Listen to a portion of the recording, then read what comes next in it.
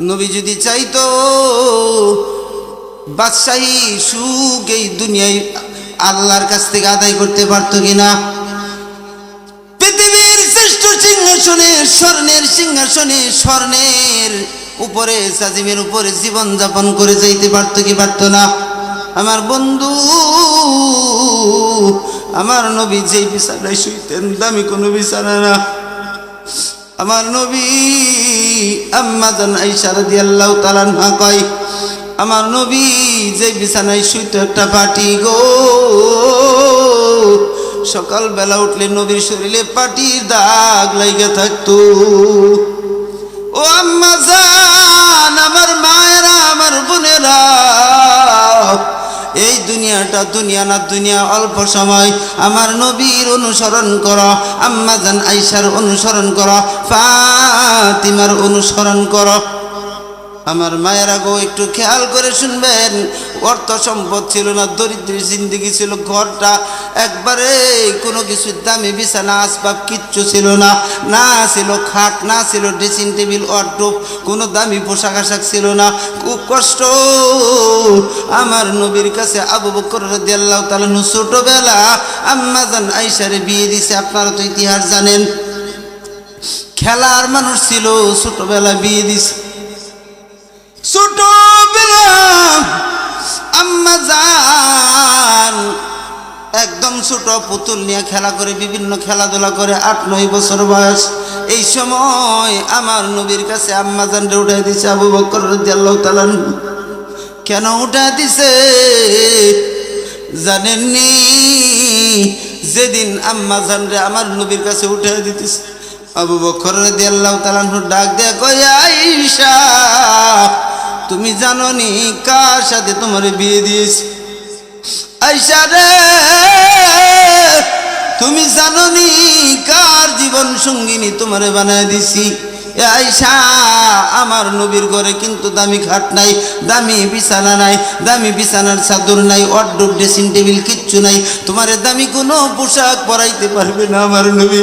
তোমারে দামি কোনো তেল, দামি কোনো ক্রিম, কোনো কিছু আইনা দিতে পারবে না, সাবান আইনা দিতে পারবে না। আয়েশা রে, তোমারে 3 বেলা আমার নবী খাওয়াইতেও পারবে না রে আয়েশা। আয়েশা, ক্ষুধা যখন বেশি লাগবে রে আয়েশা, জমিনের সাথে পেট লাগায় শুয়ে থাকবে রে আয়েশা। তবু আমার নবীর কাছে খানা চাই, আমার নবীর কষ্ট দিবে না। এমন একজন নবীর সাথে তোমার বিয়ে দিয়েছি, এই নবী যার উপরে খুশি আল্লাহও তার উপরে খুশি, এই নবী যার উপরে নারাজ আল্লাহও তার উপরে নারাজ। শুধু তাই না, আসমান জমিনের সব কিছু নারাজ রে আয়েশা। গড়ে যতক্ষণ আমার নবী থাকবে ততক্ষণ আমার নবীর জীবন দিয়া খেদমত করবা, সম্মান করবা। আমার নবীর একদিন আয়েশা, আম্মা জান আয়েশা গোসল করাইতেছে। এবার আমার নবীর আম্মা জান অসুস্থ অবস্থায় গোসল করাইতেছে, ইন্তিকালের আগ মুহূর্তে। এরকম জলচকি, এরকম একটা টেবিল আম্মা জান নবীরে বসাইছে। নবী উইটা পড়ছে, আম্মা জানের পায়ের আঙ্গুলের উপরে জলছবিটা পড়ছে, তার একটা পয়া পড়ছে। আঙ্গুলটা, নবী তো সাধারণ মানুষ ছিলেন না, 14 জন জান্নাতি যুবকের শক্তি ছিলেন নবীর শরীরে। নবীর ওজনে আম্মা জানের আঙ্গুলটা সেটকা গেছে, রক্ত বেরিয়েছে। নবীরে গোসল করাইতেছে, উজু গোসলের পানি যখন গড়ায় যায় রক্ত লাল হয়ে গেছে পানি। আমার নবী হঠাৎ করে তাকায় দেখে গোসলের পানি কেন লাল গড়ায় গড়া যায়। আমার নবী ডাক দিয়া কয়, আয়েশা পানি লাল হয়েছে কেন রে? পানি লাল হয়েছে কেন? গোসলের পানি তো লাল হওয়ার কথা না। নিচে তাকায় দেখে আম্মা জানের পায়ের আঙ্গুলটা ফাইটা রক্ত যাইতেছে। ডাক দিয়ে কই, নবী আয়েশা, তোমার আঙ্গুল ফেটে যাইতেছে, তারপরে তুমি বলো না কেন যে আমার একটু যদি বলতা যে একটু নামেন, আমার আঙ্গুলটা ভাইটা যায়, রক্ত বের হইতেছে, তাহলে তুমি নামতাম, কোনো ভুল তো হইতো না।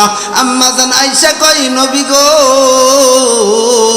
ও আল্লাহর নবী পয়গম্বর, আমি আয়েশার আঙ্গুল কেন, আমি আয়েশার কলিজার চাইতেও তো আপনি নবী, অনেক দামি আমার কাছে। আমার ওই সাহস নাই, আল্লাহর পরে যার মর্যাদা, ওই মানুষ আমার নবী মুহাম্মদুর রাসূলুল্লাহকে বলবো আপনি চকির থেকে নামেন, এইটুকু ফরমাস দেওয়ার ক্ষমতা আমি আয়েশার নাই। ও নবী, আঙ্গুলে কেন, আমার কলিজায়ও যদি এমন আঘাত লাগতো, কলিজা যদি পাইটাও রক্ত বাইরে হইতো, তারপরেও আমি আপনি নবীরে ফরমাস দিতাম না, হুকুম দিতাম না চকির থেকে নামার জন্য। এত মোহাব্বত করতেন আমার নবীরে।